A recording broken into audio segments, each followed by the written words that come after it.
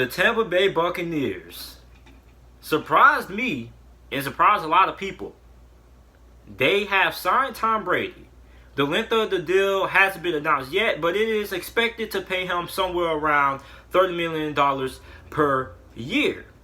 Now, I'm interested in seeing how this whole Tom Brady Tampa Bay thing works out. Now, for the Tampa Bay Buccaneers, you're getting a quarterback who is an improvement over Jameis Winston. Although he is a little bit up there in age, Tom Brady is going to turn the football over at an alarming rate that Jameis Winston did last season. I'm a Jameis Winston fan. Jameis Winston is my favorite NFL player, but I mean, there's no way you can tell me that this isn't an upgrade. Now, another question that I'm interested in seeing is how good would Tampa Bay really be with Tom Brady? Now, they are going to be Super Bowl contenders because, listen, Tom Brady wanted to go to a team that was able to provide him with all the weapons that he needed to be successful. Because Tom Brady, I know a lot of people are going to be like, Tom Brady's old and things like that, but Tom Brady carried the New England Patriots last season. And if you couldn't see that, then I don't know what to tell you. And Tom Brady was like, he's 40-something years old and was still able to carry the Patriots to the playoffs, with his only reliable weapons being Julian Edelman and James White, who is a halfback. So he's going to Tampa Bay. Tampa Bay probably has the best receiving core in the NFL when we include wide receivers and tight ends. At tight end position, you got O.J. Howard, you got Brady. The wide receivers, you got who? Mike Evans, Chris Godwin, who's coming off of a breakout season. Mike Evans has always been one of the most premier wide receivers in the NFL since he got drafted by Tampa a couple of years back. So Tom Brady is getting everything that he's looking for. He has weapons. He has guys to throw the football to. Now, here are where my questions lie with the Tampa Bay Buccaneers. The offensive line is the first thing. Now, I know a lot of Buccaneers fans keep on wanting to reference how Pro Football Focus said that they had a top 10 offensive line. That just goes to show you how you really can't take Pro Football Focus into account every single time. Because if you go back and watch every single Tampa Bay Buccaneers game, there's no way you can tell me how they allowed 48 sacks and they had a top 10 offensive line. So sometimes I still question how reliable Pro Football Focus is. But the offensive line at the offensive tackle position does need to improve. It needs to improve, and also they need to give Tom Brady a run game. Because look, I don't care if Tom Brady is playing quarterback for the Tampa Bay Buccaneers. You're still going to have to give Tom Brady a running game. Point blank, period. Tom Brady, although he is really good, at his age, I don't think you're going to be able to win a lot of games throwing the football 40 times a game, week in and week out.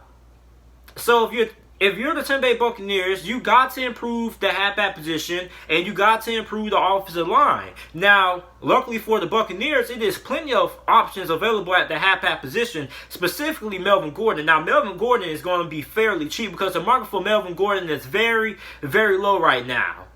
So if you're Tampa, if you get Melvin Gordon or improve the halfback position, then that offense is going to be really good. Then if you're able to improve the offensive tackle position, maybe you trade a first-round pick to Washington for Trent Williams, or try to trade for a premier offensive tackle. Then I think this Buccaneers offense could be really, really basically unstoppable at this point. So, I mean, another question that I have is, how would Tom Brady end his career with the Tampa Bay Buccaneers? Would he go out on top, or would he go out like how Peyton Manning did? I'm not talking about winning the Super Bowl or anything like that, but I'm talking about, would Tom Brady go out still being able to perform at a solid level, or would he go out like Peyton Manning? Because Peyton Manning, his last season playing in the NFL, I mean, he went out.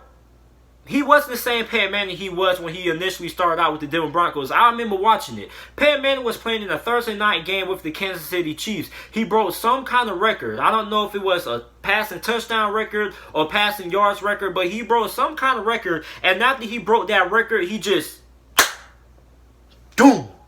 He just crashed. It seems like Father Time finally caught up to Peyton Manning. And then after that, Peyton Manning ended up missing a couple of games. He ended up coming back in the playoffs. And he ended up winning the Super Bowl with the Denver Broncos, all thanks to the Denver Broncos defense. So Peyton Manning, Father Time hit Peyton Manning. But the Denver Broncos defense and the supporting cast that he had around him was good enough to help him win his second Super Bowl, for him to end up retiring and going out on top. So that's another thing that I'm really interested in watching. I want to see if Tom Brady is going to go out like Peyton Manning, or is he going to go out still being able to produce at a solid level. Now, everybody's going to talk about the Tampa Bay Buccaneers defense being bad and things like that. Listen, I don't think Tampa Bay's defense was that bad last season. You got to look. Tampa Bay's defense, in my opinion, was better than what a lot of people gave them credit for. Now, given they did lose a couple of games, a lot of people always want to say how Jameis Winston lost games, but the Buccaneers defense lost a couple of games themselves. They lost 2 and 3 games that they gave up game-winning, last-minute touchdowns to. One of the most notable games I remember, it was Seattle. I don't know if it was week 2 or week 3, but they allowed Seattle to score and win the game. Then I also think the same thing happened when they played the New York Giants, I believe. So if you're a Tampa Bay's defense, yes, Tampa Bay's defense still has a little bit of improvement to do, but Tampa Bay's defense, at best, I think will end up being a top 15 unit this season. So I think having a top 15 defense would be good enough to get the Tampa Bay Buccaneers to the Super Bowl. So I think the defense for the Buccaneers is going to be a lot better than what a lot of people are giving them credit for. Also, I am the biggest Jameis Winston fan, but Jameis Winston throwing interceptions on almost every single drive didn't really put the Tampa Bay Buccaneers defense at an advantage, given the fact that they were always having to play defense with their back to the walls and things like that. So I'm really interested in seeing how this Tom Brady deal works out. But there's no way you can look at this deal and say that Tom Brady going to the Buccaneers doesn't make the Buccaneers Super Bowl contenders. It may not make them top favorites to win the Super Bowl, but you definitely have to put the Buccaneers in that Super Bowl discussion. Now, if they're able to improve the offensive line, specifically those 2 tackle spots, and find some consistency in the running game, I really think that the Tampa Bay Buccaneers could end up coming out of nowhere and winning the Super Bowl. Now, their defense is solid when it comes to pass rushers. I basically think that Jameis Winston put the Buccaneers defense at a disadvantage because of all of his turnovers and put them in bad field positions. So, I mean, also, you got to look that Tom Brady is still getting a good coaching staff. It's not like he's leaving the New England Patriots, going to a team with a bad coaching staff. Bruce Arians is a really good coach. Byron Leftwich was surprisingly a really good offensive coordinator. A lot of people don't really talk about Byron Leftwich that much, but I think Byron Leftwich was really good when he was offensive coordinator for the Buccaneers last year, considering the fact that he had a turnover bomb and Jameis Winston. And everybody knows I love Jameis Winston. Jameis Winston is my favorite NFL player. But I mean, you can't deny the fact that Jameis Winston sometimes, well, I won't even say sometimes, but a lot of the games that he played, he put the Buccaneers at a disadvantage. Now, another thing that I'm really interested in watching and seeing, is Tom Brady a perfect fit for the Bruce Arians offense? Because Bruce Arians is a guy that loves to chuckle up the football down the football field. He is a guy, go back and watch the Carson Palmer interview. I don't know if it was the Rich Eisen show or if it was the show that they be having on NBC, but Carson Palmer said that Bruce Arians is a guy that loves to score touchdowns and big plays. I mean, that's what Bruce Arians loves. He loves seeing big one-play touchdowns and big plays and things like that.